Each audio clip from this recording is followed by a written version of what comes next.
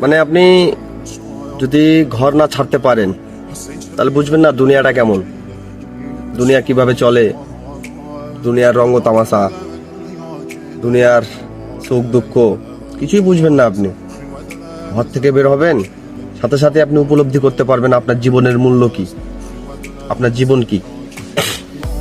ঘরে বসে বসে শুয়ে শুয়ে এটা করব ওটা করব সব রকম স্টোরি দেওয়া যায়, সব রকমই মনের ভাব প্রকাশ করে যায় ভার্চুয়াল জগতে। কিন্তু বাস্তবতাটা হলো আপনাকে ঘর থেকে বের হতে হবে, তখনই বুঝতে পারবেন আসলে বাস্তবতা কত কঠিন।